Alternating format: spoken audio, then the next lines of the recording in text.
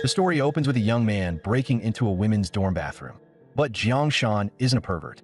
In his past life, a peeping creep once hid here, then assaulted the school's most admired girl while she was showering, driving her to take her own life in humiliation. Back then, Jiangshan had a chance to stop it, but cowardice held him back and turned everything into a tragedy. That moment became a lifelong demon haunting him. Carrying that guilt, he dropped out and enlisted in the military. Ruthless and fearless with his own life, he quickly rose to become a special forces captain, his teammates calling him Lone Wolf. But during a mission to capture a crime boss, he was betrayed by the teammate he trusted most. The entire squad was wiped out. On the brink of death, Jiangshan burned with regret. If he could live again, he'd slaughter every last one of those bastards. When he opened his eyes once more, he found himself reborn, 10 years earlier, back in high school. And today was the turning point that would reshape his fate. Determined to make up for his past failure, Jiangshan stepped into the girls' bathroom and saw two girls wrapped in towels, whispering about a creep near the school gate. He claimed the academic building had a water outage and said he needed to grab some water. They allowed him in, warning him not to look around. Jiangshan nodded, but every nerve in his body tightened. When the clock hit 1:15 p.m., a girl suddenly screamed and bolted out of the bathroom. "Someone help! There's a pervert spying on girls showering." From the utility room window, Jiangshan looked out and once again spotted that all-too-familiar figure. The best way to deal with scum was simple: violence with violence. He swung the thermos in his hand, smashing it straight into the pervert. Boiling water splashed across the man's face, and he screamed in agony. "Who the hell was that? I'll kill you!" Under the girl's stunned gazes, Jiangshan leapt forward, driving a kick straight at the man's head. The pervert was sent flying, slamming hard into the wall. What surprised Jiangshan was that even after taking that hit, the man staggered back to his feet. Looks like this body still needed a lot more training. The pervert then pulled out a short blade and launched. Jiangshan sidestepped with practiced ease, clamped down on the man's knife hand, and the blade slipped free. In the next instant, he raised his left leg high and delivered a brutal high kick straight to the head. This time, the pervert was completely subdued, collapsing to the floor. But Jiangshan didn't stop. His fists kept coming, one after another.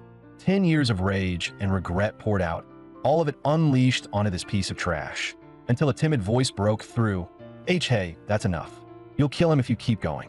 Jiangshan looked up and saw a purple-haired girl standing nearby. She was the campus beauty who had once been ruined by a creep like this.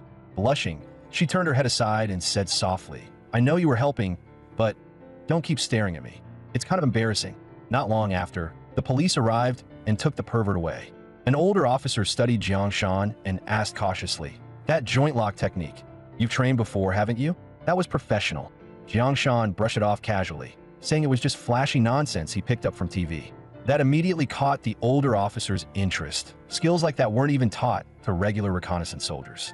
As he spoke, the officer suddenly reached out toward Jiangshan's neck. "So what now? Would TV teach you how to handle this?" Jiangshan didn't react at all, only staring back with icy eyes.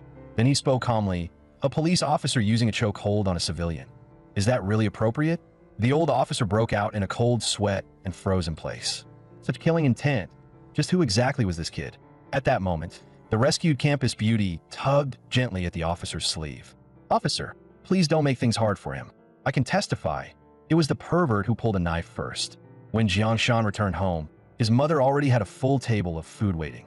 Hearing her familiar nagging, he lost control and pulled her into a tight embrace. His mother asked anxiously, "What's wrong? Did someone bully you outside?" There, don't cry."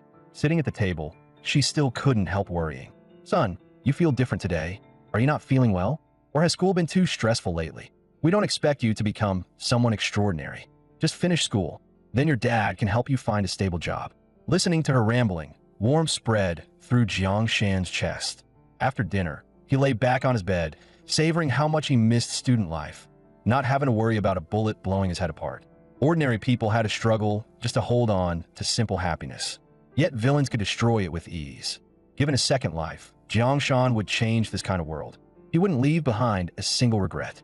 The next day at school, even the security guard gave him a thumbs up. Upperclassmen who once looked down on him now whispered with newfound interest, "That's Jiangshan for class 15? Looking closer, he's kind of handsome." The way he fought yesterday was intense. A passing dean couldn't help praising him. "Well done, Jiangshan. The principal wants to award you." Even that left him speechless. He never expected saving someone to cause such a stir. Would his class be the same? Sure enough, before he even reached the classroom, he heard students buzzing with chatter.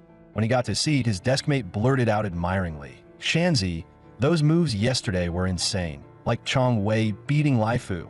Jiang Shan laughed. "Wanting to teach you." The guy's eyes lit up. "For real? Godfather." Their exchange made the class monitor in the front row visibly annoyed, but he muttered, "All that over a little fight?" Acting like he won a medal. Then he marched over and snapped, "Jiang Shan, why didn't you turn in last night's English homework?" Jiang Shan handed it over casually, muttering, "Didn't know collecting homework required the class monitor in person. That must be important." To his surprise, the monitor tore the assignment to pieces right there. He said coldly, "This doesn't count. Rewrite the English homework. Now." Jiang Shan's deskmate immediately spoke up. "Yang Tianli, are you out of your mind? Why tear up Shanzi's homework?" One of the class monitor's lackeys sneered. "Then have him rewrite it 10 times. It better be done before school's out." The deskmate jumped to his feet. "You're clearly just picking a fight." The lackey crossed his arms and barked, "Shut up. When the class monitor's talking, who let a little monkey like you butt in?" As the tension was about to explode, Jiang Shan raised a hand to stop his deskmate. "I'll rewrite the homework, but you owe an apology." The class monitor laughed it off. "Apologize for what?"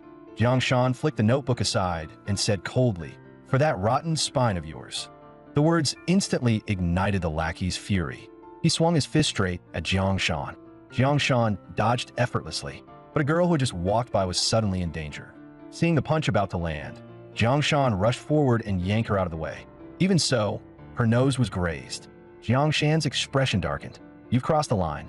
Hands that hurt innocent people don't deserve to stay intact." Before the words even finished, he had the lackey in a joint lock. With a sharp crack, the man's arm snapped. The class monitor's face twisted. He grabbed a stool and swung it at Jiang Shan. Jiang Shan had already seen it coming. He turned and locked the class monitor's neck. His fist followed immediately. A furious shout cut through the chaos. "What do you think you're doing? Have you all lost your minds?" The discipline director roared. "Jiang Shan, you enjoy hitting people now?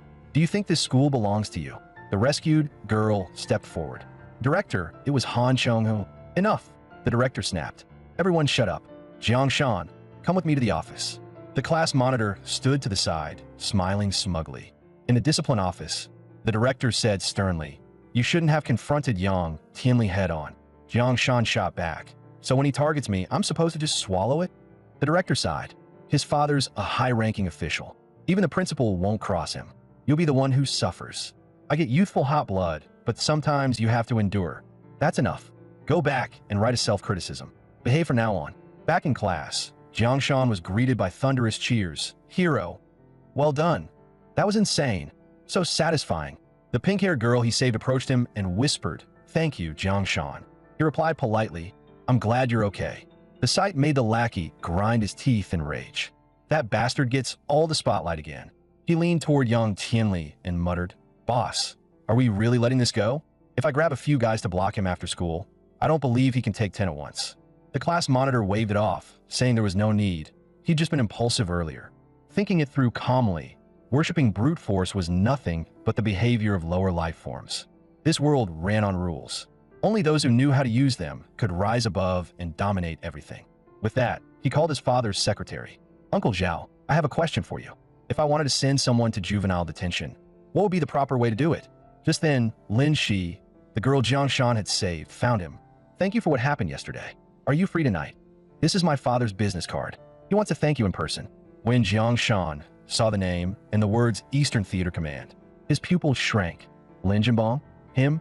Lin Jinbong was the youngest major general in the military, a leading figure among the reformist hardliners, though rumors said he later withdrew from the center of power. Jiang Shan accepted the card and said solemnly, "Eliminating evil is a duty. Please tell Chief Lin there's no need to trouble himself." With that, he returned to class. The moment he sat down, his deskmate asked eagerly, "Jiang Shan, what did Lin Shi want?" He brushed it off. "Her dad wants me as a live-in son-in-law." Satisfied, the deskmate scoffed. "You're right." At that moment, the class monitor walked up. "Jiang Shan, the principal wants you in his office." Now, the instant Jiang Shan entered, the principal pointed at him and roared, "If Han Chong dies, you're a murderer." Jiang Shan glanced at the medical report in his hand and sneered. "Skull fracture? The ink on this printout isn't even dry yet." The principal slammed the desk. You dare question a hospital-issued report? Jiang Shan knew perfectly well. This was Yang Tianli pulling strings. He hadn't touched Han Chang's head at all. There was no way a fracture existed. Seeing Jiang Shan silent, the principal bellowed again. Speak. It's all written in black and white. Are you trying to? Then I'll go visit Han Chang at the hospital right now. Jiang Shan cut in. Let's see whether I injured him or you failed your duty. Principal, I suggest you stay out of this. What makes you so sure Yang Tianli's father can cover the sky with one hand? The blunt challenge left the principal speechless. He clearly hadn't expected such sharpness. Just then, 2 officers burst in. Jiang Shan, you're suspected of intentional assault. Come with us. Yang Tianli followed behind, sneering. Playing games with me? Can you afford it? Goodbye, Jiang Shan. Jiang Shan chuckled. Relax, class monitor Yang. This show's only just begun. In the interrogation room, an officer slammed a confession form onto the table. Sign it. Now, he barked. Explain why you tried to kill a classmate. Jiang Shan replied coolly. Instead of grilling me, why don't you check Han Chang's transfer records? You're the one being interrogated, the officer snapped. Jiang Shan's expression hardened. Then until my lawyer arrives, I'm not saying a word. He glanced at the camera and smiled faintly. By the way, the recording isn't on, is it? You don't even have a warrant. Your uniforms are sloppy, no ID shown, procedures full of holes, interrogation amateur at best. And the police department hired the likes of you two? Real dragons among men. The 2 officers panicked, whispering, Who is this kid? How does he know police protocol so well? Jiang Shan said calmly, Get your superior, at least someone who understands rules. A voice answered from the doorway. The police chief, Dong Li, stepped in smiling. Young man, rules aren't meant for everyone. You just happen to offend the wrong people. Come on, sign the confession. We'll try to shave 3 years off your sentence. Jiang Shan laughed. Kissing Yang Tianli's father's ass that hard. I'm guessing you're only an acting chief, right? That desperate to climb? But the higher you climb without scruples, the harder you fall. With all that weight, you'll be a mess when you hit the ground. The words struck home. Dong Li exploded. Shut your mouth. As he spoke, he grabbed Jiang Shan by the collar and snarled, You mouthy little bastard. Do you really think I wouldn't pull some strings on you? Before he could finish, an officer at the door interrupted. Chief, you have a call. It's from the theater command headquarters. Jiang Shan said calmly. It's fine, Chief. Go ahead and take it. I'll wait. The words hit instantly. Why would headquarters call a time like this? Could it be because of this kid? Seeing him hesitate, Jiang Shan sneered. What, don't want to answer? Left with no choice, the chief picked up the phone, only to be ordered to release Jiang Shan immediately. He tried to argue, but before a word could leave his mouth, the caller kicked open the office door. I hate dealing with you bureaucratic types. Nothing but twists and turns. The man who entered was He Changshan, a staff officer under Lin Jinbao. The chief panicked. You can't just barge in like this. This violates procedure. He Changshan cut him off by pulling a handgun and pressing it to his forehead. The chief instantly lost his nerve, forcing a smile as he hurriedly led He Changshan to the interrogation room. The kid's right here, completely unharmed. He Changshan demanded coldly. If there's no problem, why was he arrested? You've got guts, detaining someone from Colonel Lin's side. The chief laughed nervously. A misunderstanding. All of it. Jiang Shan watched the farce quietly, thinking to himself, late but just in time. Before going to the principal's office, he had already handed Lin Jinbang's card to his deskmate, telling him to make the call if he didn't come back. Thinking about it now, Jiang Shan couldn't help but feel relieved. If he hadn't been cautious, Yang Tianli would have had him dead to rights. He Changshan pulled out a document and said flatly, Here's the proper paperwork you wanted. Sign it and release him. The chief accepted it with a grin, already calculating. The Yang family had kicked a steel plate this time. The Lin family had eyes and hands everywhere in the capital. And this kid, backed by the military, was no ordinary figure. Bridges needed mending, fast. On the way back, He Changshan said, Jiang Shan, right? Thank you for saving our commander's daughter. Jiang Shan replied evenly. Uncle Lin saved me once too. We're even. He Changshan chuckled. That's not how it works. I heard from Shi'er that you've got skills. I'm curious. How good are we talking? As he spoke, he suddenly applied force. Jiang Shan met it head-on. Looks like Uncle he wanted to test him. Without warning, He Changshan's other hand chopped toward Jiang Shan's face. Jiang Shan tilted his head aside and fired back a punch, only for it to be effortlessly avoided. The two exchanged several moves in the cramped back seat, leaving the soldiers in the front pale with fear. Then one of them shouted, Sir, there's a checkpoint inspection ahead. The fight stopped instantly. He Changshan exhaled. Good thing we weren't spotted. I really don't want to write a report. Jiang Shan tensed out of habit, then remembered he wasn't in the military anymore and relaxed. Upon arriving at the base, He Changshan told Jiang Shan to go upstairs alone to meet Lin Jinbao. After Jiang Shan walked off, He Changshan rubbed his burning shoulder and muttered, "Is that kid a freak? His close quarters combat is insane." A nearby soldier snickered. "Sir, did you get shown up?" He Changshan snapped back, "Get lost. Bring me some medicated oil. Now." Jiang Shan soon reached Lin Jinbang's office. Lin Jinbang lifted his teacup and said gravely, "Lin, she is my only daughter. If not for you, I would have lost her. I owe you my life." Jiang Shan replied politely, "You're too kind, sir. Doing the right thing needs no thanks." Lin Jinbang clearly appreciated his courage and decisiveness. He then handed over a classified file. Inside was evidence of Vice District Chief Yang's disciplinary violations. Lin Jinbang said firmly, "You were wrong today. But don't worry, Yang and his son won't stay arrogant much longer." That triggered a sudden realization in Jiang Shan. In his previous life, Yang Tianli's father had been arrested around this exact time. Nearly 6 million in illicit funds vanished then, only to be discovered by chance in 2024 at Yang's abandoned property. Seeing Jiang Shan deep in thought, Lin Jinbang asked, "What's on your mind, Jiang?" Jiang Shan chuckled. "I was thinking, what if Vice District Chief Yang's house suddenly got robbed?" At 3 in the morning the next day, Jiang Shan changed into black and slipped out quietly. 30 minutes later, he was already at the perimeter of the Yang family villa, cameras everywhere. He eventually found a blind spot. He hit the timer, then vaulted the wall and entered with practiced ease. He remembered the news only said the money was hidden in some decorative container in the yard. No exact location. The fountain that was still running at night caught his attention. As Jiang Shan approached it, a guard suddenly shouted, "Who's there?" The flashlight swept past, revealing nothing but a white cat standing quietly.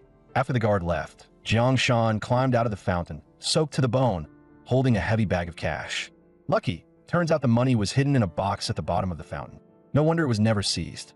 Still, 6 million was more than expected. His backpack definitely wouldn't hold it all. He scanned the area, spotted a handcart ahead, loaded the cash onto it, and pushed it away. What to do with it?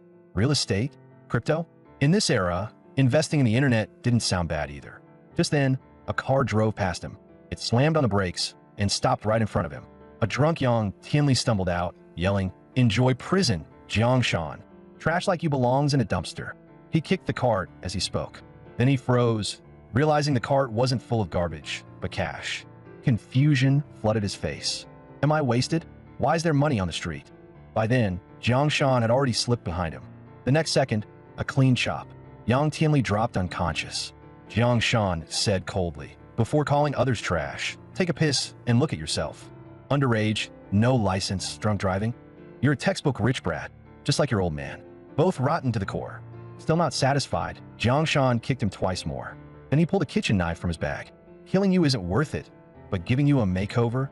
That I can enjoy." With that thought, he lifted the boy's head. One clean motion, his hair was sliced off. Finished. Jiang Shan rubbed his aching neck and muttered, "All done. Didn't expect delicate work to be this tiring. Hope our dear class monitor likes a surprise in the morning." At dawn, his mother knocked on the door, calling him for breakfast. She kept muttering, "I'm going to the temple later.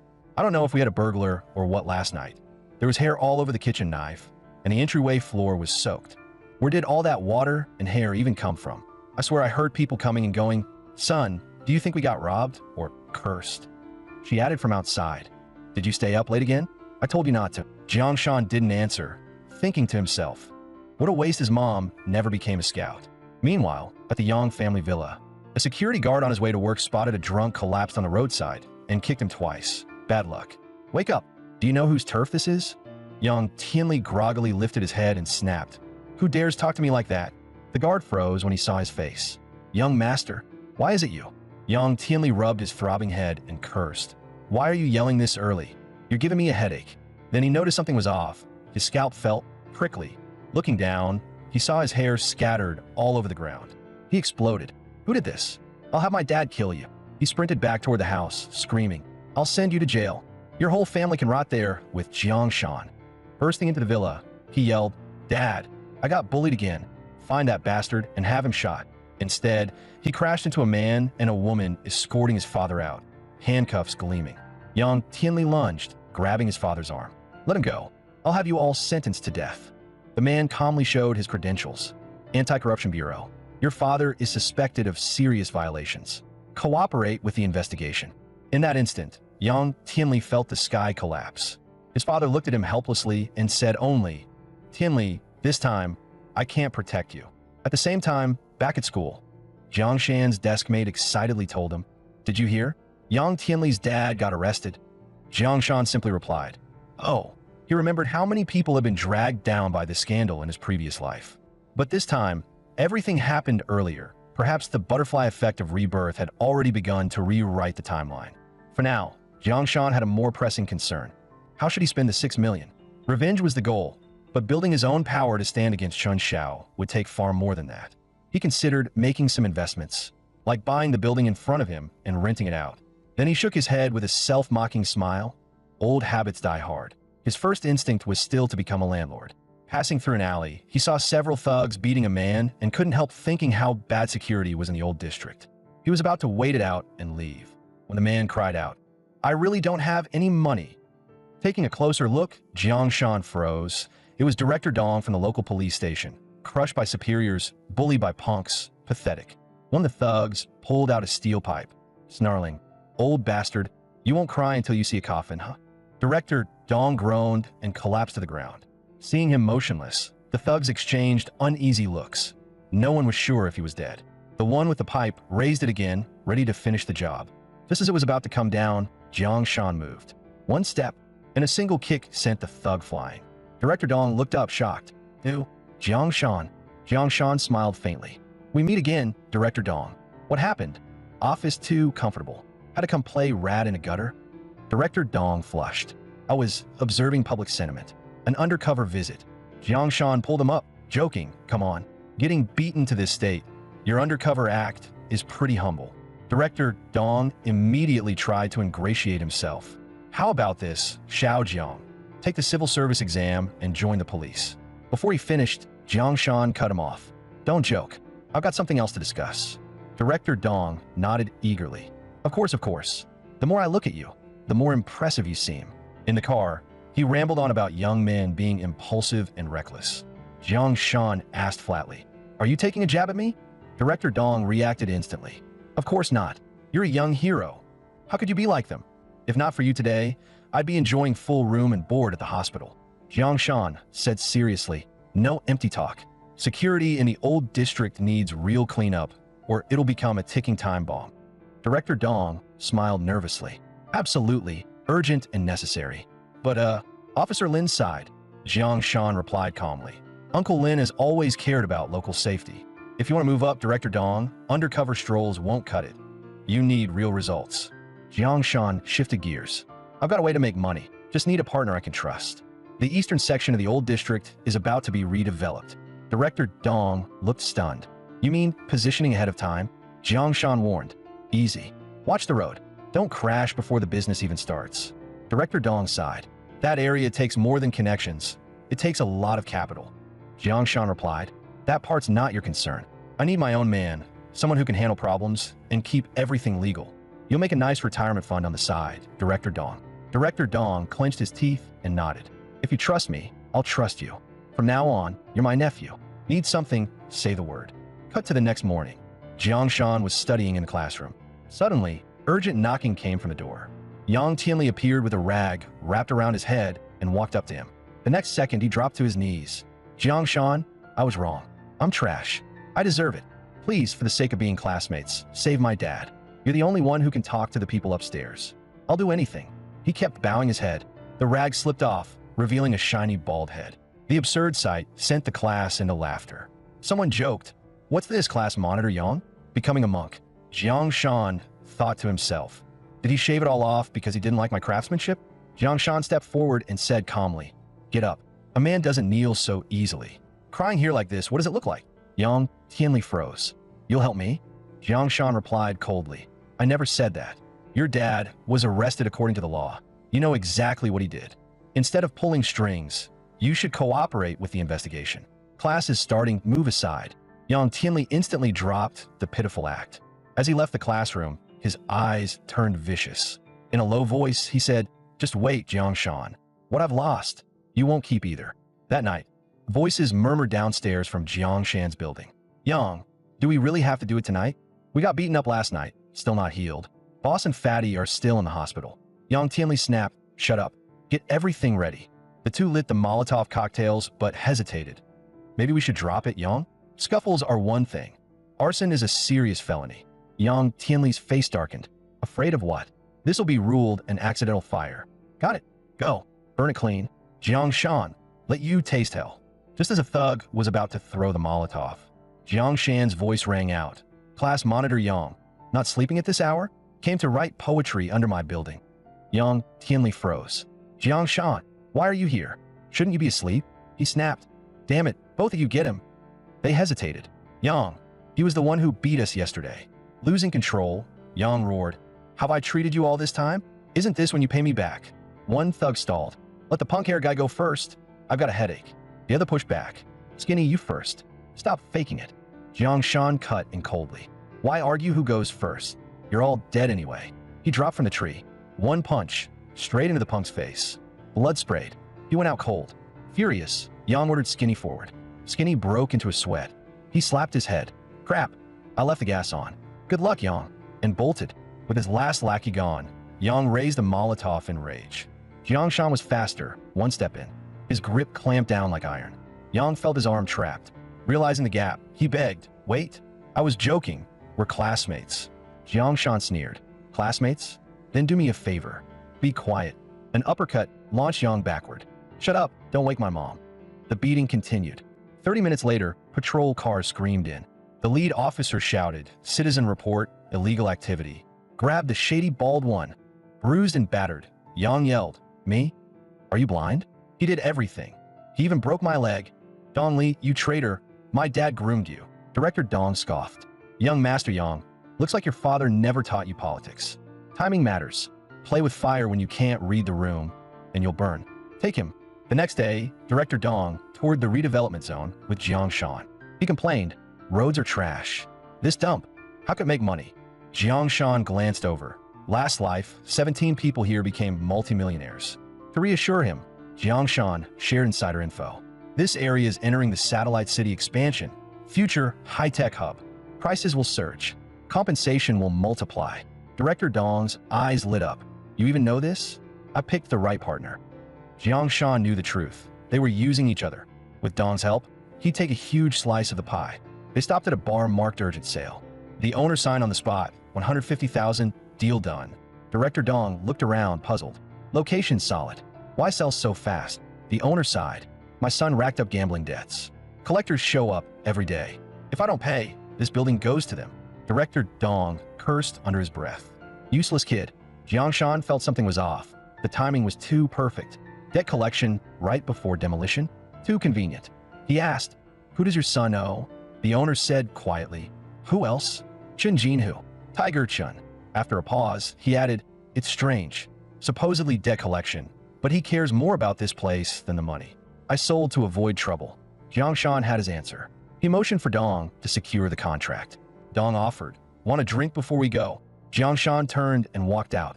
No time to relax. Someone else was after the same slice. Chun Jinhu, the Night King of Jiang City for 20 years. His businesses spanned the city. Some called him Half-City Chun. Others said after midnight, the city answered to him. Dong asked uneasily, Jiang? Chun Jinhu's a mad dog. If he locks onto the demolition. And I hear he's connected to a Chun family in the capital. The word Chun family made Jiang Shan's pupils tighten. Memories from his last life surged. Killing intent rose, that bastard. Finally, a lead. Seeing Jiang Shan chuckle, Dong asked, you know the Chun family too? Jiang Shan snorted. I know enough. You're right about one thing. Chun Jinhu's just a dog the Chens keep. If the dog reaches out, I'll cut off its paws. Director Dong, keep scooping up undervalued properties. I'll cover the money. Leave the rest to me. Jiang Shan looked out the window. This time, I'll collect interest first. Elsewhere, inside Tiger Chen's casino, Chun Jinhu exploded. What? The old district bar got sniped. A subordinate stammered. Our watcher says the old man sold the place. Chun slammed his fist down. Outrageous. We set traps, drug him, and still got cut off. Useless. Find out who did it. The manager rushed in. Tiger, calm down. We're checking. Here's a photo. Looks like a student. With him, Dong Li. Chen's anger cooled slightly. Dong Cannon, He used to cling to the Yangs. Yang family fell. Why is he untouched? And this kid doesn't look like Underworld. Don's a precinct chief. We don't clash head-on.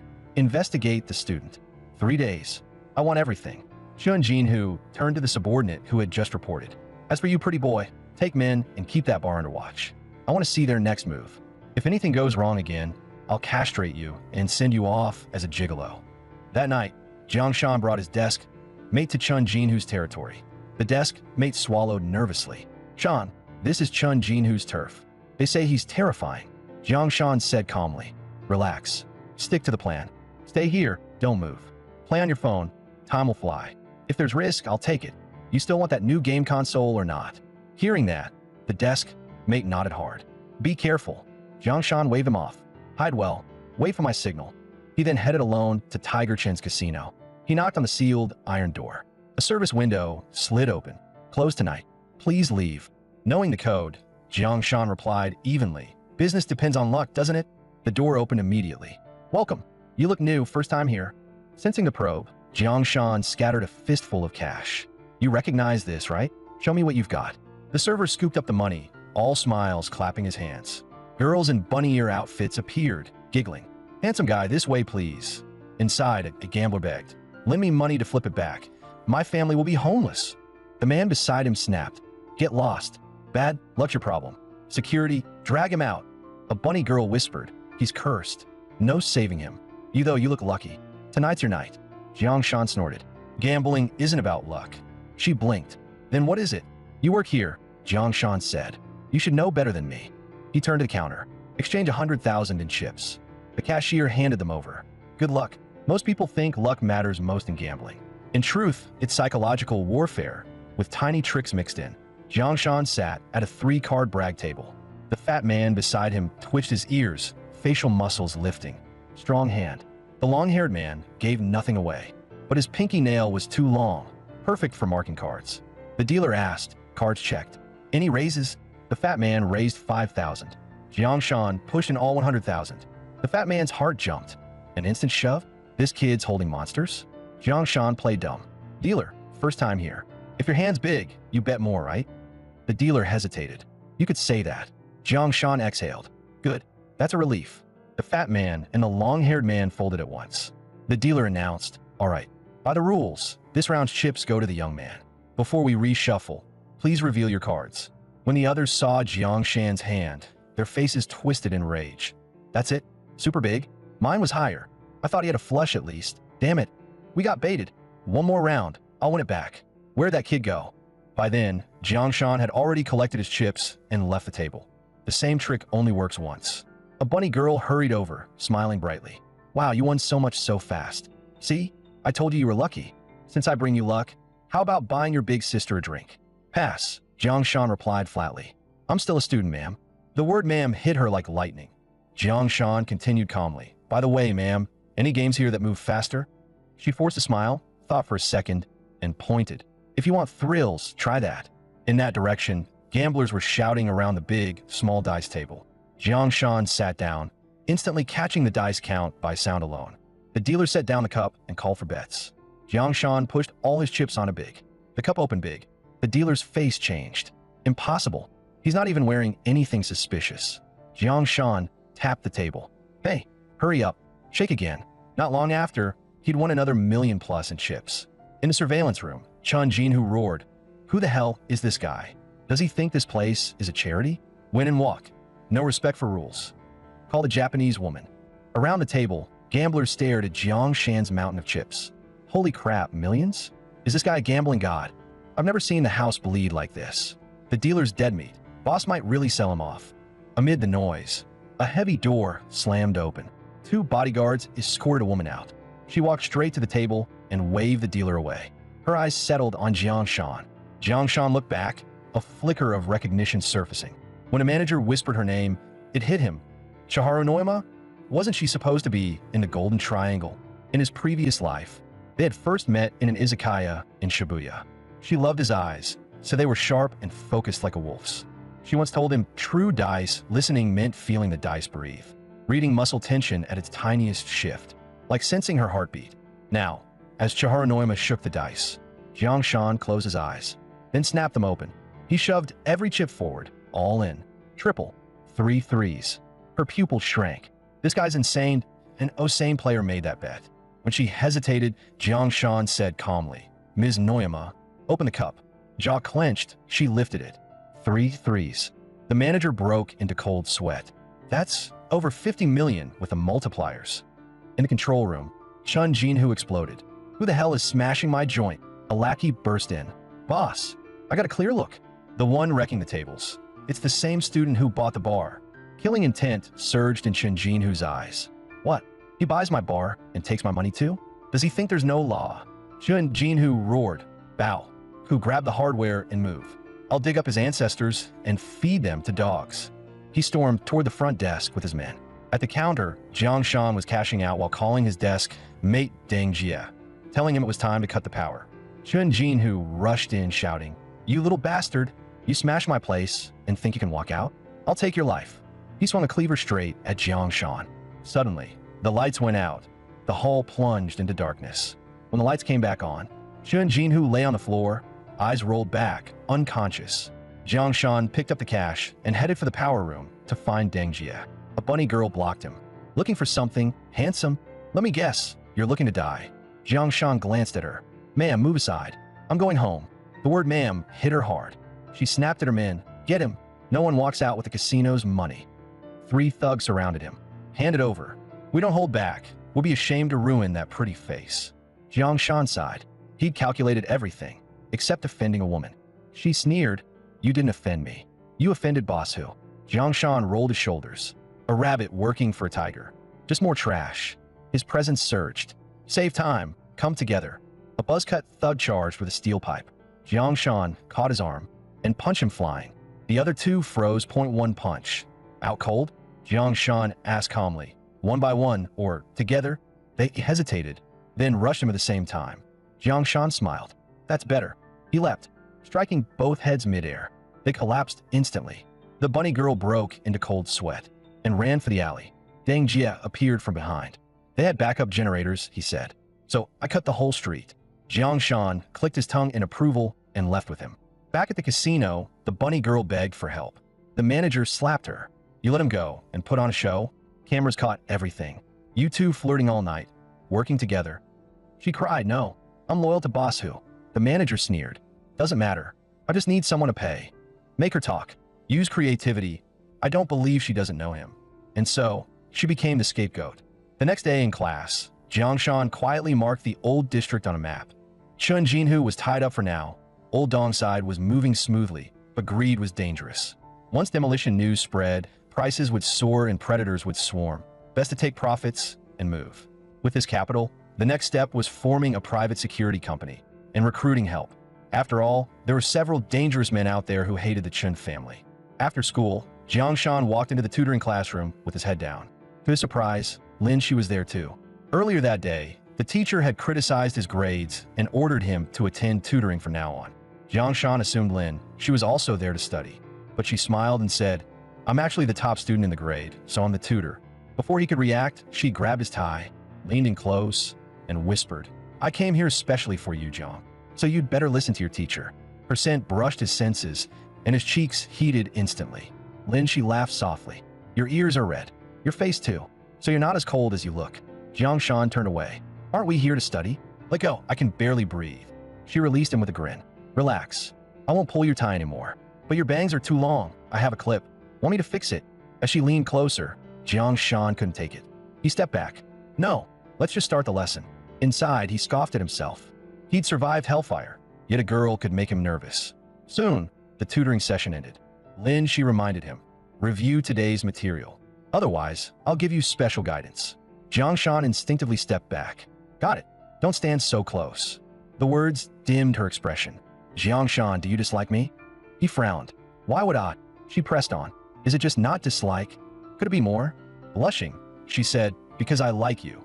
Jiang Shan froze. What did you say? Then she took a breath. I'll say it again. I like you.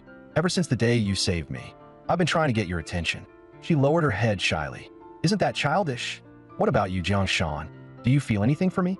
His heart stirred, but he forced himself to speak. I'm sorry, Lin Shi. We're destined to walk different paths. I don't want to drag you into mine. She hurried after him.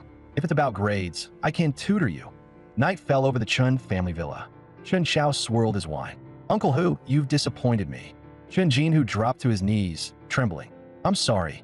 That kid is abnormal. I don't even know how I got broken. Chun Xiao cut him off coldly. I don't care about the process. I want results. Those buildings are key logistics nodes. My father values them. Chun Jinhu kowtowed frantically. Yes, I'll get them back. Please give me another chance. Chun Xiao stepped closer, his voice icy. He smashed the wine glass onto the floor. Mess up again, and it won't be the glass that shatters. Get out. Clean it up. He poured himself another glass. A mocking glint crossed his eyes. Jiangshan? A nobody daring to oppose the Chun family. Interesting. I'll make sure you taste our methods. Outside, Chun Jinhu limped toward a luxury car, supported by his men. Jiangshan listened from the shadows. A bug had long been planted in the sole of Chun Jinhu's shoe. The moment he heard Chun Xiao, rage surged. Chun Yu, the Chun family's only son. Jiangshan grabbed the door handle, ready to storm out. Then he stopped. Recklessness would only drag him down. Killing Chun Yu would be too easy. Revenge demanded power, and patience that he had to calm down first. Taking a deep breath, Jiangshan forced the boiling rage back down and sat on the bed again. His eyes drifted to the cash by his feet. The startup capital was secured. Now he needed a force that answered to him alone. Only then could the Chun family be wiped out completely. The next day, Jiangshan showed up at the Eastern Theater shooting range. Jiangshan chuckled to a nearby soldier. Not bad. His stance is cleaner than yours. He walked over curious. You sure you're high school kid? You look like someone who slipped out of special forces. The soldier bristled. Sir, you're hyping him too much. Fixed targets and sighting drills. This is like popping balloons at a fair. Jiangshan nodded. He's not wrong. Kind of basic. Can we spice it up? He turned to the soldier. Hey, Mr. Not Impressed. Mind tossing a shell casing for me? The soldier snapped. Who are you calling not impressed? Inside, he scoffed. Shooting a casing? Kid's dreaming. He hurled a shell casing high into the air. Jiangshan tracked its arc and fired in one smooth motion. The bullet smashed the casing midair. Both men froze. The soldier forced a laugh. Lucky shot. Jiangshan saw right through it. Jiangshan's temper flared. Not convinced? Do it again. I'll shoot with my eyes closed. Jiangshan waved it off. Who cares if he's convinced? I am. Kid, you're a walking gun god. You really never trained. Jiangshan scratched his head. Just shot balloons at amusement parks. Inside, he thought he might have overdone it. Jiangshan eyed him suspiciously. Balloons? I should bring my men there sometime. Jiangshan quickly changed the subject. Advisor I actually came for something serious. Jiangshan replied readily. As long as it's within bounds, I'll help. Jiangshan laid it out. I want to start a security company. Recruit veterans. Give top soldiers a place to use their skills, earn real pay, and keep their dignity. They bled and fought. They shouldn't be discarded by life. And a reliable force like that helps keep the area clean of rot. Jiangshan snorted. Big ideals for someone so young. Then he gave a thumbs up. All right, what do you need? Jiangshan answered seriously. Reliable recruitment channels and help with certifications. Jiangshan nodded. Licensing is on me. He wrote down an address. This is a retired sergeant's vet liaison. Solid men there. He handed over the paper. Go all in. If you build something real, come find me anytime. Jiangshan stared at the target ahead, cold amusement in his eyes. Xinyu, your nightmare has begun. With the address in hand, Jiangshan headed into a maze-like shantytown. He found a small repair shop run by a veteran. Inside, a burly man was fixing a washing machine. This was White Pung. Jiangshan introduced himself. Advisory sent me. I want to talk. I'm Jiangshan. White Pung didn't look up. I fix machines, not lives. Not interested. Jiangshan pressed on. I'm here to talk work. A job that changes your situation. White Peng's expression hardened. I don't care what your tie to Jiangshan is. If he sent you, you should know, money alone won't convince me. With that, Peng picked up a pair of chopsticks from the floor. He tossed one to Jiangshan. We settle this with these. Whoever drops their chopstick first loses. Jiangshan's eyes lit up. I'm in. They charged at each other at the same time. Jiangshan seized the opening, leaping forward and over Bai Peng's line of sight, driving his chopstick down in a sharp strike. Bai Peng reacted instantly, gripping his chopstick with both hands to block. The bamboo bent into an arc, on the verge of snapping. Jiangshan followed up with a right kick. Bai Peng retreated swiftly, narrowly avoiding it. Jiangshan landed smoothly and grinned. Defense is solid. How about offense? Bai Peng's eyes gleamed. Let's find out. His chopstick shot forward like a spear. Jiangshan ducked, snapping his leg up to strike Bai Peng's arm. The chopstick flew from Bai Peng's grip. At that moment, a young boy pushed the door open. "Bro, I'm back. The teacher praised me today." Bai Peng's face drained of color. "Xiao Fei, move." The boy froze, stunned. Jiangshan sprinted toward him. Just as the chopstick was about to hit, Jiangshan caught it midair. Bai Peng rushed over. "Are you okay, Xiao Fei?" "I'm fine." The boy beamed at Jiangshan. That brother was amazing, fast like lightning. "Bro, who's stronger, you or him?" Bai Peng fell silent for a moment. Then he invited Jiangshan inside. Seeing Jiangshan glance at the medicine on the table, Bai Peng explained quietly, "That's all Xiao Fei's medicine. You're right, I need to change things. For him. Talking doesn't mean I lost. If I hadn't panicked, I could have caught that chopstick. I'm with you because you saved him. I know the rules. My life's yours now. Tell me what you need." Jiangshan smiled. "I'm not asking you to kill or burn anything. I'm building a company. I need a loyal team that can fight hard, and a blade that can train and lead them. Bai Peng, it's time to be drawn." He glanced at the discharge photo on the wall. "That photo looks good, full of drive and hope." Bai Peng chuckled bitterly. "Hope dies fast when you're begging for wages on construction sites. Scum don't care who they crush." He sighed. "Enough. Boss, sit, have some tea." Jiangshan waved it off. "No need. Just call me Jiangshan." Then he spoke from the heart. "Doesn't it eat at you? Fighting for people who trample others' dignity. Men like you shouldn't be buried by life or bullied by trash. I want to build a place with dignity and belonging. Legit security and escort jobs to keep everyone fed. But when gangs prey on civilians, we become the fist. That's why I need you." The blade forged in war. Bai Peng's fighting spirit ignited. "You trust me, I trust you. Where you point, I charge." They bumped fists. Jiangshan added, "Handle things at home first. We'll deal with Xiao Fei's illness together. Wait for my call." As Jiangshan left the shanty town, he sensed someone tailing him. The tracking was amateurish. Shun Jinhua's people. He stepped toward the hiding spot. "Still not giving up?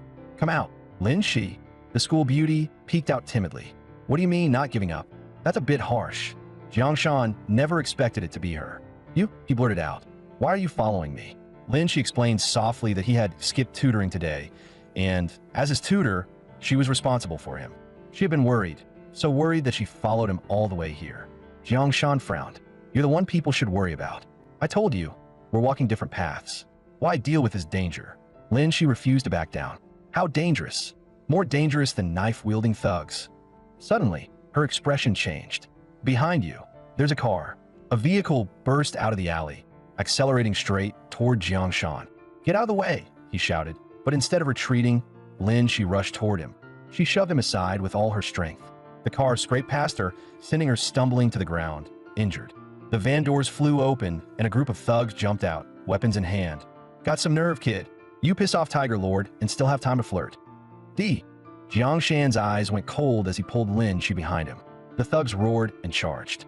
Jiangshan's fist smashed into the leader, sending him flying. He dropped the second attacker just as fast. But in that instant, his back was exposed. "Jiangshan, behind you!" Lin Shi screamed. He spun around to see a bald man closing in, twin blades raised. "This is bad." A gunshot cracked through the air. One blade flew from the bald man's hand, but a bullet was lodged deep in the steel. Panic flooded his face. Where the hell did that come from? A cold voice echoed from the rooftop. "Try swinging a blade again in front of Miss Chun." The man in front raised a gun and threatened coldly. "You've got two choices, get lost or die." Moments later, in the hospital corridor, Jiangshan clenched his fists, teeth grinding. "Xinyu, if you dare touch her, I'll make you pay 100-fold. Just then, a nurse stepped out and asked, "Is there any family here for the patient?" Jiangshan rushed forward. "How is she?" The nurse explained calmly. "Just minor external injuries and shock. She needs to stay overnight for observation." "Are you a family member?" "Some admission paperwork needs to be handled." Jiangshan could only answer honestly, "I'm just her classmate." At that moment, Lin Shi's father, Lin Jinbong, walked over. Jiangshan was about to apologize when Lin Jinbong raised a hand and cut him off. Inside the ward, Lin Shi held her father's hand. "Dad, I'm really fine. The doctor said it's just superficial injuries. I slipped on my own. It has nothing to do with Jiangshan. He protected me really well. By the way, Dad, the people with guns who chased those thugs away, they seem to know me. Were they from your unit?" Lin Jinbong sighed. "They're people from the family. Some things are more complicated than you realize. Don't worry. Leave everything to me. Get some rest. I'll come back tomorrow." After comforting his daughter, Lin Jinbong stepped out. Jiangshan hurried up to apologize. Lin Jianbong's tone turned icy. Apologies are meaningless.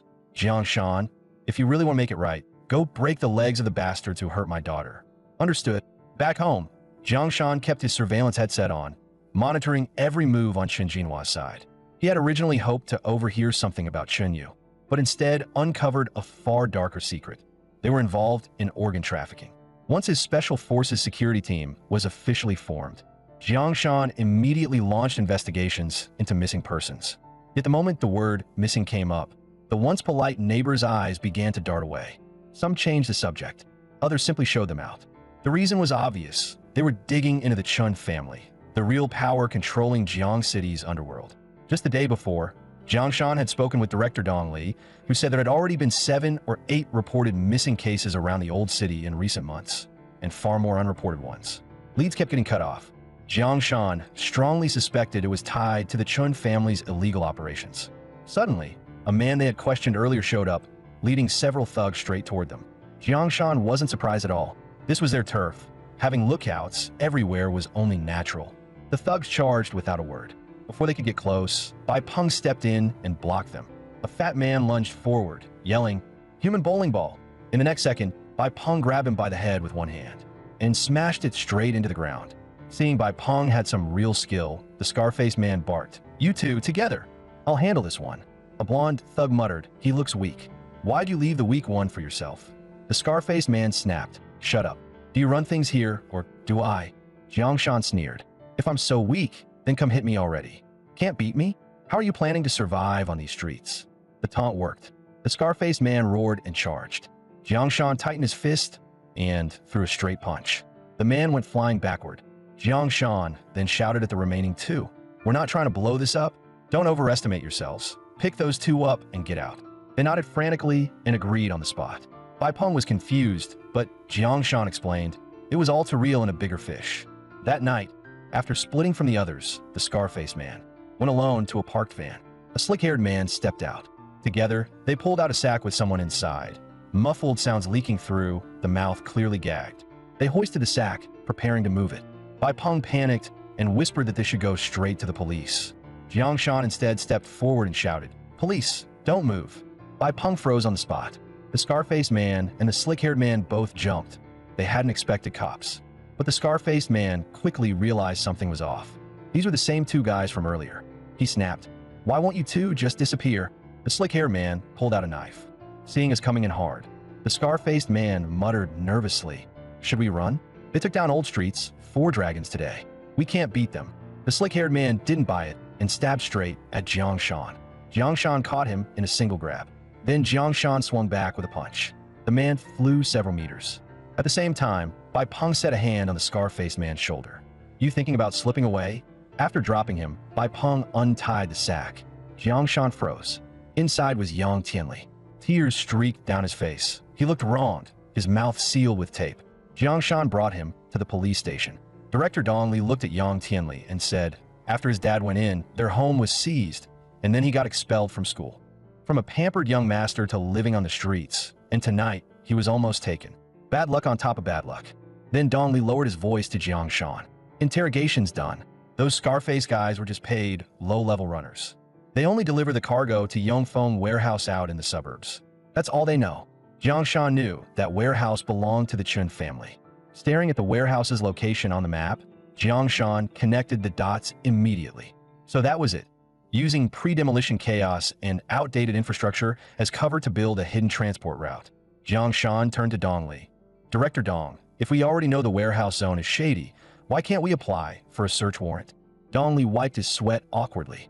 Someone from above sent word. Anything involving the Chen family needs to be handled carefully. Hearing that, Jiangshan studied Dong Li, unable to tell whether powerful figures were truly backing the Chen family, or if this seasoned official simply didn't dare offend anyone. So Jiangshan laid out his pitch. "Director Dong, you made a solid cut from the first round of old city demolitions, didn't you? But think bigger. If the Chun family stays out, there's far more money coming in future demolitions. The condition is simple. The cake has to be cut by us. Right now, the blade blocking our path is the Chun family. Are you really satisfied with scraps? Director Dong, have you never wanted to go all in just once?" Dong Li clenched his fists. "For the cake. for justice. And for the missing residents, I, Dong Li, will not shield evil. I'll take the pressure from above. Jiang Shan flashed a crooked smile. Good. That's exactly what I wanted to hear. He immediately had Dong Li issue an official document authorizing cooperation with the police investigation. With the paperwork secured, Jiang Shan led his team to the warehouse. They found surveillance cameras covering nearly every angle, with guards constantly on duty. A direct approach was impossible. Jiang Shan pulled out the map he had copied from Dong Li, studied it carefully, and began assigning roles. One section of the power grid ran close to a large tree. Its branches extended inside, creating a blind spot in the cameras. Team A infiltrated from that side, tasked with cutting the backup power and part of the surveillance lines. Peng will take the drainage system. There's a grate, but it's badly rusted. The two teams split up. Jiang Shan and Bai Peng reached the drainage outlet. Bai Peng clipped the chain lock with bolt cutters. The passage was dark and damp. Not far in, they heard movement above. Jiang Shan and Bai Peng quietly climbed up through the passage. Two thugs were slacking off. The moment they turned their backs, the two rushed forward. In a flash, both men were knocked unconscious. Jiang Shan pushed open the door. What he saw made his pupils jolt. Rows of iron doors stood inside, each holding a person. On the other side, a doctor was examining a man's body. Bai Peng asked grimly, "This is messed up, locking so many people in here. What is the Chun family trying to do? Run a camp or traffic people?" Jiang Shan stated calmly that this wasn't ordinary human trafficking. This is matching. Bai Peng didn't understand what matching meant. Jiang Shan explained, organ transplants. The Chun family is in the organ trade. Everyone in here is livestock waiting for slaughter. Bai Peng exploded with rage. Those animals, doing something this inhuman. Jiang Shan, let's get them out right now. But Jiang Shan stopped him. Before rescuing anyone, Jiang Shan took out his phone and snapped several photos as evidence. Then he signaled Bai Peng to move. Bai Peng kicked the wooden door open, while Jiang Shan charged him first. Two lab-coated men inside panicked. "Intruders!" Several thugs shouted. "Who the hell are you? You got a death wish. Protect the data. We'll deal with them." Seeing this, Jiang Shan said quietly to Bai Peng, "Restrain everyone in lab coats. Preserve the evidence." As Bai Peng reached for the files, a thug tried to ambush him from behind. Bai Peng reacted instantly, spinning around and kicking the attacker to the ground. Then Bai Peng saw a lab-coated man feeding piles of documents into a shredder and shouted, "Jiang Shan, they're destroying the evidence." Meanwhile, more and more thugs swarmed in like cockroaches. Jiang Shan shouted, "Hold them off. I'll get the files." The people locked inside the cages realized they were being rescued and cried out desperately for help. While fighting off the attackers, Jiang Shan clenched his teeth and changed course. "Forget the files for now. Saving lives comes first. Get everyone out." An hour later, all hostages were safely transferred to the police station. Jiang Shan handed a hard drive to Dong Li. This contains the warehouse's first-hand evidence.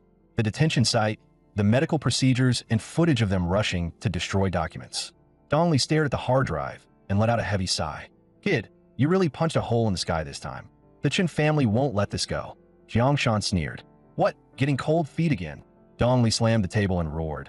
"I'm cautious, not cowardly. At this point, what's there to be afraid of?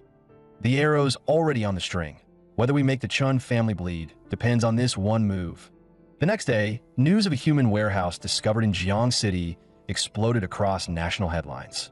Panic spread through the old city district, with hardly anyone daring to go out at night. Dong Li was surrounded by reporters. Facing the cameras, he declared solemnly, "The Municipal Bureau has formed a special task force under my direct supervision. We will conduct a thorough investigation into all related companies and individuals. No one will be spared." Reporters pushed forward with microphones. "We've heard this case involves the Chun family. Do you have anything to say?" Dong Li replied solemnly, "All I can say is this. No matter who's standing behind it, we will bring them to justice, because we represent justice itself." At the same time, Chunyu was on the phone, trying to pull strings to suppress the fallout. After hanging up, he cast an icy glance at Chen Jinhua. "Now this part's on you. The warehouse got raided, the entertainment complex got shut down. You've been a very competent watchdog. Chen Jinhua, do you have any idea how much money we lost this time? All because you got bugged. My dog, bringing people to rob my own house." Chen Jinhua panicked and begged, "Young Master Chun, please give me one more chance." Chen Yu sighed. "Forget it. Even a dog grows on you after you keep it long enough. I'm in a bad mood. Walk with me by the river. You lot, clean up Tiger Lord. Make it quick and tidy." and replace the carpet. It's filthy. Shortly after, by the shore, a group of men in black stuffed Chun Jinhua into an oil drum. The drum was then dumped straight into the sea. Once it was done, a bodyguard reported, "Young Master Chun, it's all taken care of." Chunyu nodded and told the driver to head back. Inside the car, an aide handed him a tablet. "Sir, take a look." This was captured by the warehouse's internal cameras. Staring at the figure on screen, Chunyu asked, "What's this guy's name again?" The aide replied, "Jiang Shan. He owns a security company and has ties with the police." The warehouse raid was carried out by that company. As soon as he heard that, Chunyu burst into manic laughter. "Interesting. I thought he was just a pawn, didn't expect to trip over him. Jiang Shan, whether you're a hot-headed rookie or someone else's chess piece, your road ends here. If you want to wrestle with the Chun family, I'll make you pay." After returning home, Chunyu immediately made another call. "Find me the best cleaner, no matter the cost. Take care of Jiang Shan." Before he could finish, the voice on the other end cut in coldly. "Chunyu, have you had enough? The family is extremely dissatisfied with this incident. Do you have any idea how much trouble you've caused us? The family council has decided to move you down 2 spots in a line of succession and cut your available resources in half." Chunyu clenched his teeth. "Third uncle, this isn't fair. I was just." The voice snapped back, "Enough. Keep your head down and ride this out. Make one more reckless move, and you'll be kneeling in the ancestral hall." Staring at the ended call, Chunyu slammed his phone onto the floor, cursing, "Those old fossils. Kneel in the ancestral hall? Do they think I'm useless? Jiang Shan, thanks to you, I'm trash now. Just wait. I'll destroy you slowly." The scene shifted back to school, where Jiang Shan's academic progress was steadily improving.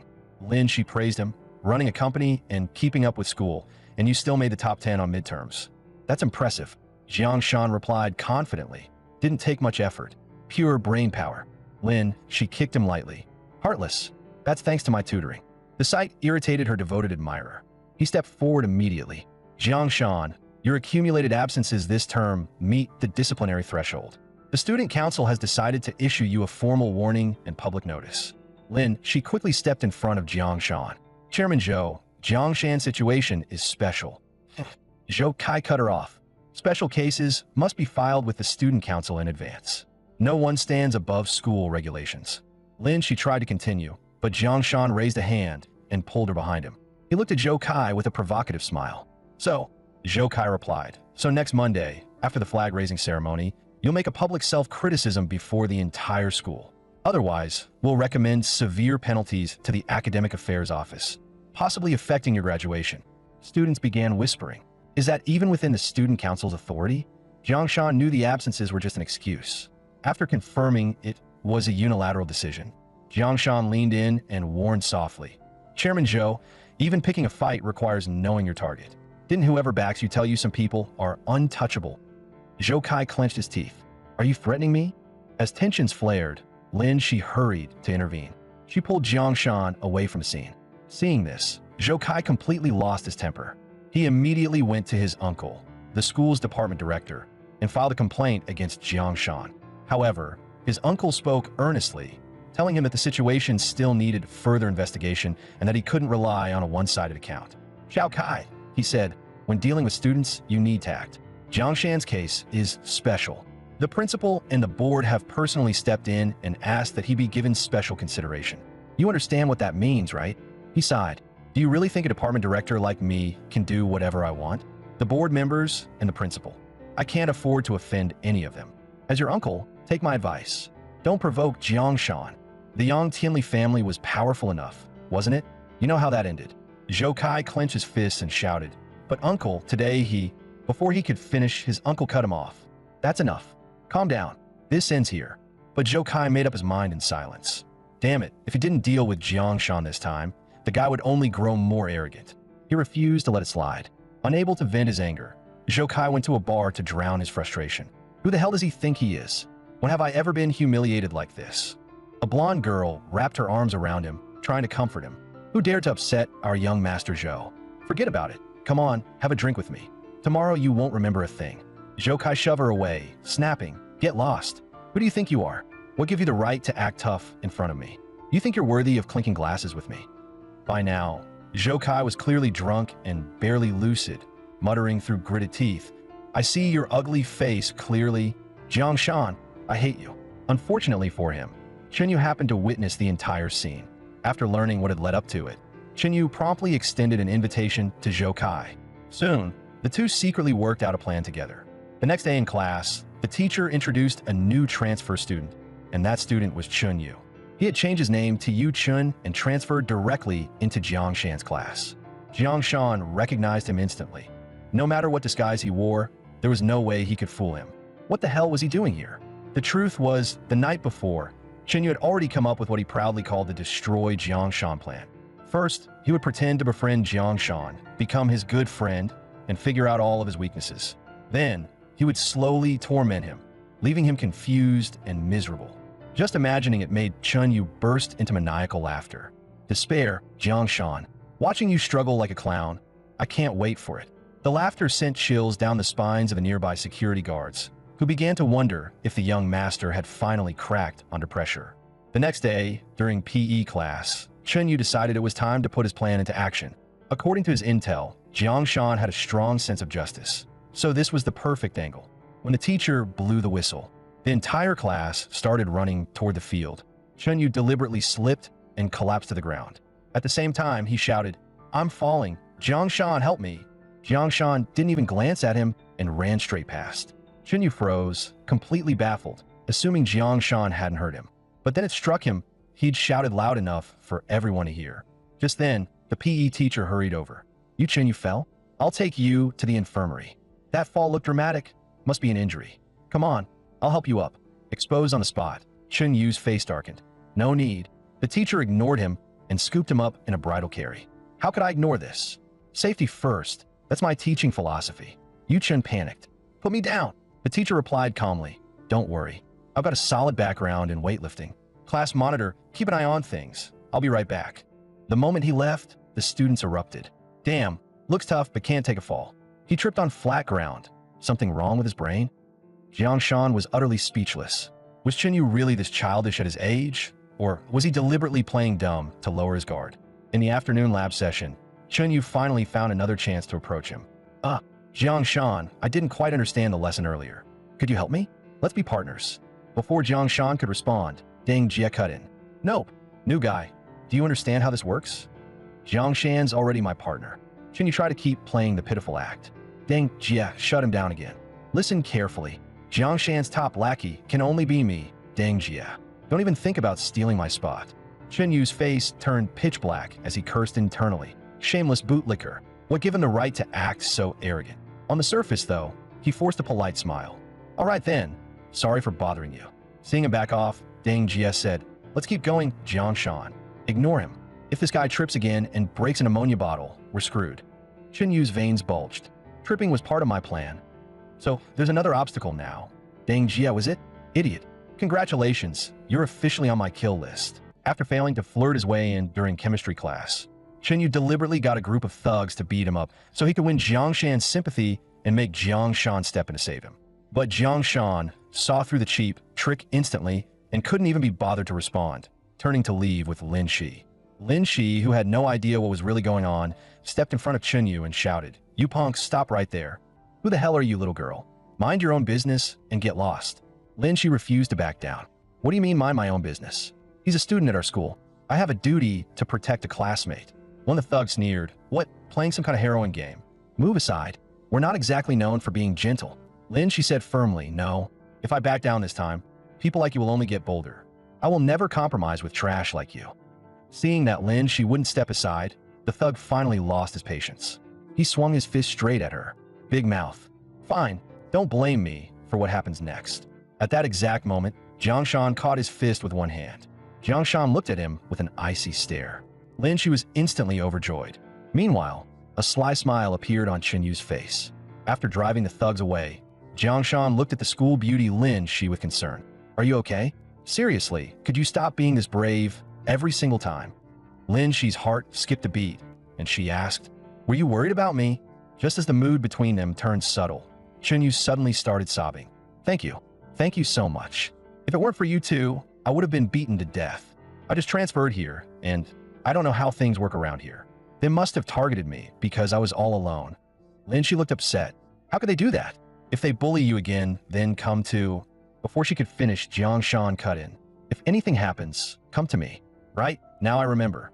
You're the new transfer student in our class, aren't you? You Chun, right? From now on, I've got your back. That was what Jiang Shan said out loud, but inside he was grinding his teeth. Just try getting close to Lin Shi again. And that was exactly the outcome Chinyu wanted, so he immediately grabbed Jiang Shan's hand and said gratefully, from now on, I won't have to be afraid of anyone. In the days that followed, Chinyu stayed by Jiang Shan's side constantly. Even though he didn't make any obvious moves on the surface, Jiang Shan stayed on guard at all times. After all, this was Chinyu. He had worked this hard to get close to him, so what exactly was he trying to do? But Chinyu's clingy behavior quickly drew strong dissatisfaction from Jiang Shan's lackey, Deng Jie. Hey, tag along, stop following us. Chinyu was speechless for a moment, but he quickly found a new opening. After school that day, he went to find Deng Jie alone. He even brought the newest game console. Thanks to you and Jiang Shan taking care of me lately, nobody dares bully me anymore. I wanted to thank you. Please accept this small gift. Deng Jie was stunned. That's the new SN2. I wanted one for ages, but I didn't have the money. Wait, this is really for me? Do I even deserve something this high-end? Seeing that Deng Jie had taken the bait, Chinyu began asking about Jiang Shan. By the way, Brother Jie, are you and Jiang Shan close? Deng Jie answered without hesitation. Of course. We're as close as it gets. Chinyu followed up. He always looks busy. What does he usually do? Deng Jie replied casually. Go to class, I guess. Then if he's free, he goes running, works out, or handles stuff for his company. At that point, Deng Jie suddenly came back to his senses. Wait, why are you asking about him? Chinyu smiled lightly. Just curious. Tell me more about his company. I want to make money too. That night, Deng Jie came home carrying the game console, and Jiang Shan looked surprised. Deng Jie, what, did you strike it rich? You actually bought the newest console. Don't tell me you stole your dad's money again. Didn't he beat you hard enough last time? Deng Jie waved his hands quickly. No way.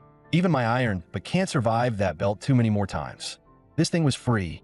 Didn't cost me a penny. That left Jiang Shan completely puzzled, so he immediately asked what had happened. Deng Jie then told him everything that had happened that afternoon. Anyway, Chinyu was trying to pry information out of me. Said he wanted to make money too. Who knows? But don't worry, I didn't tell him anything important. He thought he could buy me off with that? Man, he really underestimated Brother Deng. Who am I? The king of getting free stuff. Oh right, I actually arranged to meet him somewhere and told him I'd pass him some important intel by the river. Jiang Shan frowned. What time did you tell him? Deng Jie answered carelessly. 9. Why? But by the time Jiang Shan headed out, it was already 11. Deng Jie said indifferently. Why would I care? I wasn't planning to go anyway. I already can't stand him, so letting him wait serves him right. That left Jiang Shan speechless. Jiangzhou had gotten a lot colder lately, and he could only hope the guy didn't actually catch cold. Meanwhile, on Chinyu's side, he kept sneezing nonstop. His whole body trembled uncontrollably. Why hasn't that brat shown up yet? At that moment, his bodyguard suddenly appeared. He took out a coat and draped it over him. Young master, it's cold. Put this on. Chinyu instantly exploded. Get lost. Are you my bodyguard or my damn nanny? Keep acting all soft like that, and I'll send you to join Shinjinhu. What if Deng Jie saw you suddenly pop out? The bodyguard lowered his voice and advised him. Young master, your health comes first. It's late. That kid probably isn't coming. Chinyu let out a contemptuous laugh. Do you understand human nature? I do. That brat is just an ordinary idiot with no brain. A guy who got more excited over a game console than seeing his own father was exactly the kind of person who'd take the bait the moment you gave him a little sweetness, and the kind most likely to stab a friend in the back. If Chun you want a way to get a Jiang Shan, Deng Jie was the perfect opening. In the end, Chinyu waited the whole night and still never saw Deng Jie show up. He was so furious that the next day, he stormed straight over to Deng Jie and demanded, I waited for you that long yesterday. Why didn't you come? Deng Jie looked baffled. Who told you to wait for me? Weren't you the one who said we'd meet by the river? Then Deng Jie instantly started playing dumb. I don't remember that at all. We're not even close. Why would I ask you out? In order to find Jiang Shan's weak spot, Chinyu deliberately got close to him. So Jiang Shan simply played along, making phone calls in front of him on purpose and leaking carefully planted false information. Sure enough, Chinyu crept along behind him and secretly listened in. The moment he heard the words military inspection team, he immediately realized that Jiang Shan being so close to the school beauty had to mean he'd gotten in with the Lin family. No wonder he could gather that many capable men to raid my warehouse. Just wait, Jiang Shan. You think leaning on the Lin family makes you safe? I'll make you burn yourself with the very fire you're playing with. Strike a snake where it hurts, Jiang Shan. Just watch how I ruin you. Watching Chinyu run off, Jiang Shan knew the trap had worked. The vicious and scheming Chen from his last life was, at this point in time, still just an amateur. Taking him down would be easy. But Jiang Shan had no intention of stopping there. Chen owed him a life, and he planned to collect in full, with the entire Chun family buried alongside him. That very night, Chen ordered his men to investigate every business under Jiang Shan's name. He also wanted every record of contact between Jiang Shan, the military, and Lin Jinbang, along with their money flow and personnel structure. But his subordinate hesitated because the fallout from the warehouse incident still hadn't died down, and things were far too sensitive right now. On top of that, forging Chun Yu's new identity and getting him transferred in under the name Yu Chun had already cost a lot of money. Hearing his subordinate keep whining, Chen Yu's patience snapped. He immediately opened up his private stash of cash. See this? I've still got this. This is my personal reserve. Is it enough to make you bastards go all in one more time? Go do it. Use every method you've got. I want to know exactly how deep Jiang Shan's ties to the military go, and I don't want a single clue missed. At the same time, outside long-done security, someone was holding up a camera and secretly taking pictures of the warehouse. The moment Jiang Shan saw that from upstairs, he knew Chun Yu had taken the bait. Right now, Chun Yu was like a gambler who had already lost his mind. He was bound to throw in his very last chips for one desperate comeback. Bai Peng said in disbelief, "If the facts weren't right in front of me, I honestly wouldn't believe it." Looking at the photographer, Bai Peng couldn't help asking, "Chen Yu is hiding right there in your school, boss. Why don't we just have Director Dong arrest him? He's a wanted man right now." But Jiang Shan shook his head. The Chen family's roots run too deep. After something as massive as the warehouse incident, he came out completely fine and slipped right back in under a new identity. That proves taking out Chen Yu alone is pointless. His family, along with the network he has spread across Jiangxing and even the province, would immediately prop up another Chen Yu. If you don't kill the snake, it'll bite you back. So we can't rush this. If we want him gone, we have to cut off all his claws first, strip all his feathers, leave him isolated, and make the powers behind him decide he's worthless enough to abandon on their own. I'm going to build a stage for him myself. A fake inspection plan tied to the military. If Chun Yu wants to get rid of me, the first thing he'll do is try to erase the military background I borrowed through the Lin family. He won't be able to resist that bait. Bai Peng still looked uneasy. The plan sounds good, but is a phone call and a few hints really enough? Jiang Shan smiled faintly. If we want him to bite for real, we need to keep luring him in and throw out even more smoke. I already know how to do that. The deadliest bait usually comes from the people he thinks he can control. Bai Peng paused. You mean Deng Jie? Jiang Shan nodded. Exactly. Chen Yu has been trying to buy Deng Jie because he thinks Deng Jie is the easiest opening to exploit. He'll believe it if he thinks the intel came from the inside. But Bai Peng still thought it was too dangerous. That's risky. Deng Jie is still just a student. If Chen Yu sees through it or turns the situation around, Deng Jie could be in real danger. Jiang Shan remained calm. That's exactly why Chen Yu will lower his guard. And I'm not going to let Deng Jie take part in any dangerous operation. He only needs to play the part of a greedy kid who can't keep his mouth shut. Don't worry, he's smarter than he looks. The next day, Deng Jie went to Chen Yu on his own and told him he had the latest information on Jiang Shan. But after being fooled by Deng Jie once already, Chen Yu didn't believe him at all. It wasn't until Deng Jie mentioned a secret military inspection that Chen Yu finally stopped in his tracks. Deng Jie immediately added, "But let me make one thing clear. Information isn't free. If you keep bragging that money means nothing to you, then show me some sincerity first." The second he heard that, Chen Yu's face darkened. "Didn't I already buy you a game console? What more sincerity do you want?" Deng Jie instantly got annoyed. "That's a separate matter. That was just the entry fee. If you're really this stingy, I'm leaving." Seeing Chen Yu stand there without responding, Deng Jie let out a disdainful snort. "I thought you were some rich young master, but all you do is talk big. Fine, I'm out." Looking at Deng Jie's ugly little act, Chen Yu was so angry his teeth nearly shattered. Tiger fallen to the plains, bullied by dogs. If this kind of trash had crossed him before, he would have crushed him with one finger. But for the sake of getting back at Jiang Shan, he forced himself to swallow the rage and called Deng Jie back. "Then tell me, classmate Deng Jie, what exactly counts as sincerity?" Deng Jie shrugged. "Nothing much. That new fruit phone's 6. I heard it's got some high-tech chip. I wanted one for a while, but I'm broke." As he spoke, Deng Jie pulled out his payment code. "Look carefully. Don't transfer it to the wrong account." The moment the money came through, Deng Jie lit up with joy. "All right, Brother Sean. Wait. No, Jiang Shan came to see me today. Said he needs to ask for leave in a few days because the company's got something going on, and he wants me to help cover for him with the homeroom teacher." I asked what he was going to do, and he said he's heading out to the western outskirts. Said people from the military are coming to inspect his company and talk about building a logistics center. The moment he heard that, Chunyu instantly connected all the information he had gathered before. Even so, he still tested Dang Jia. For something that big, he just told you like that? Aren't you worried it's a trap? Dang Jia immediately looked offended. What kind of question is that? I'm Jiangshan's good brother. If he's not telling me, then who's he supposed to tell you? Chunyu forced out a dry smile. He's really lucky to have a good brother like you. Then again, we're both the same kind of people, so neither of us should laugh at the other. Only then did Chunyu finally relax. After confirming Dang Jia really was a petty little opportunist, he immediately pressed for more details. The exact time of the inspection and what level the visiting officers were. Dang Jia looked at him like he was an idiot. Are you stupid? Asking that many details makes it way too obvious you're fishing for information. Jiangshan's not dumb. Isn't what you already know enough? With skills like yours, you still think you can go after Jiangshan? Why don't you just forget it? Better than try and steal a chicken and losing the rice instead. That instantly humiliated Chunyu into anger. Why is it that even you look down on me? Dang Jia spread his hands. Why are you getting worked up? I'm just looking out for you. Shouldn't you bet out? Save it. If you get more information, tell me immediately. And if you dare lie to me. Dang Jia immediately grinned and nodded. As if I dare. Relax. My relationship with you now is way closer than his. The moment Dang Jia left, Chunyu immediately sent a message to his men. Jiangshan, once you lose the military's protection, you'll be nothing more than fish on my chopping board. What he had no idea about was that every move he made was already being watched by Jiangshan's side. After receiving the update, Peng reported at once the plan worked. Chunyu is probably sending orders to his people right now. Dang Jia's safe. Boss, what do we do next? After hearing Peng out, Jiangshan told him to stay put for now.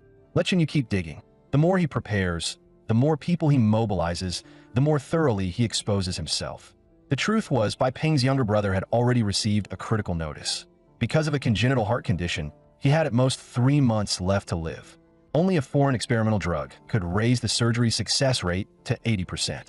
But the surgery, the medicine, and the follow-up treatment would cost a total of 1.2 million. That number completely crushed Peng with despair. It was at that exact moment that Jiangshan had arrived at the hospital and calmly written out a check for 1 million, saying it was an advance and he'd make up the rest if it wasn't enough. Peng, shaken, had grabbed his hand and begged him not to act on impulse because that money was supposed to be the startup capital for the company. Jiangshan had only answered calmly, if money's gone, we can earn more. If a person's gone, that's it forever. Peng's eyes had turned red with emotion, and he had sworn his life belonged to Jiangshan from that day on. If he hadn't met Jiangshan, he might really have ended up selling himself to someone like Chunyu just for the money. Meanwhile, after getting the information, Chunyu headed straight to Jiangshan's construction site. He then bribed one of the site's security guards. The guard told him that 4 days later, there would be an important reception there, most likely involving military personnel coming to inspect the site, specifically at 2 in the afternoon. At the moment, the site only had ordinary security, but on the inspection day, long-done security would arrive in advance to clear the area and set up full control. Hearing all that, Chunyu burst out laughing. Excellent. Isn't he supposed to be so capable? Isn't he trying to cling to the military? Then I'll make him lose face completely in front of them. If this is your stage, then you're nothing but the clown on it. Right after that, he grabbed a pen and rapidly started writing down his plan. As long as something goes wrong in the materials zone on inspection day, that's enough. No one needs to die, but it has to be huge and humiliating. Then send people in with protest banners and make the place as chaotic as possible. After that, start a fire in the middle of the confusion and burn the materials. I want the military to see with their own eyes that Jiangshan's security team can't even protect its own site. One of the men nearby looked uneasy and asked softly, "Won't this be too big?" Chunyu immediately snapped, "Quit acting. Which one of you hasn't got blood on your hands already? Contact every reliable brother still in Jiangzhou. Once this job is done, each of them gets 100,000, and I'll arrange for them to lie low out of town." The second he heard that each man would get 100,000, the subordinate agreed without hesitation. The next day, the military personnel arrived right on schedule, and Chinyu's planted people started moving exactly as planned. They rushed into the site, waving banners and shouting, "Punish the underworld. Punish black forces. Long done security beat innocent civilians. Give us justice. Punish long done. Investigate Jiangshan. Stand up for us. Jiangshan is a gangster. Long done security is nothing but a gang of thugs. They broke my leg. Where's the justice in that?" My son was beaten into the hospital by them. Compensation. Arrest them. Leaders, you have to stand up for us. The entire place instantly descended into chaos. Someone shouted in shock. What the hell is going on? Others immediately tried to explain. Chief, this is absolutely a setup. Our company has never done anything like that. At the same time, Chenyu watched the live feed on his phone and let out a cold laugh. Jiang Shan, let's see how you clean this up today. But right then, Deng Jie's voice suddenly came through the feed. Shanzi, you want steamed buns or mantu? And Jiang Shan casually answered, either one's fine. The second Chenyu heard that, he froze in place. He couldn't understand why Jiang Shan was still at school. Today was supposed to be the most important day for Long Dun. Jiang Shan should have been locked onto the site. Was he really that unconcerned about the military inspection? Just as Chenyu was trying to make sense of it all, police cars suddenly appeared in the live feed. Moments later, the police rounded up every last person Chenyu had sent in to cause trouble. Zhang Xin still tried to argue. We're ordinary citizens. What right do you have to arrest us? But the moment Director Dong opened his mouth, he directly named the crimes the man had committed not long ago. You've only been out for a few days, and your leg's broken again? Pulling this extortion stunt one more time? Detain every single one of these troublemakers. Don't let a single one slip away. Seeing that, Bai Peng let out a long breath of relief. Up until then, he still hadn't understood why the police had arrived so quickly. It wasn't until he noticed someone on the rooftop dismantling the live stream equipment that he suddenly realized the truth. This entire thing had been part of Jiang Shan's setup from the start. On the other side, watching the live feed cut out, Chenyu ground his teeth in rage. Why did the police show up? Something's wrong. Did that bastard somehow know my plan in advance and set me up on purpose? That makes no sense. I didn't expose myself. This guy is seriously my natural enemy. The angrier he got, the less he could do. In the end, Chenyu could only grit his teeth and leave. But Jiang Shan merely let out a cold laugh when he saw that. Don't rush, Chenyu. The real feast is still waiting for you. After that, Jiang Shan casually sent Director Dong a message that simply read, thanks for the hard work. Meanwhile, Chenyu kept replaying the whole thing in his head. Jiang Shan doesn't even know who I really am. So how'd he set a trap like this? I acted perfectly. He had no reason to suspect me at all. Then there's only one possibility. Damn it, I spent heavily to buy someone out, and ended up buying myself a mole. Deng Jie, you really had the nerve to stab me in the back. But how did he know I was planning to make a move on Jiang Shan? Have I been the one in the dark this entire time? Was Jiang Shan just the cover, and Deng Jie the real mastermind all along? That bastard is both disgusting and terrifying. I kept my eyes on Jiang Shan the whole time, and missed the biggest fish completely. The more he thought about it, the more reasonable the theory felt. Before long, a bold new plan started forming in his mind. During class that afternoon, Jiang Shan noticed that Chenyu hadn't shown up, and something immediately fell off. To be safe, he pulled up the cameras from home, then the ones near Lin Shi's house, but still found nothing unusual. But with Chenyu's personality, there was no way he'd take a loss that big and do nothing. What was he plotting now?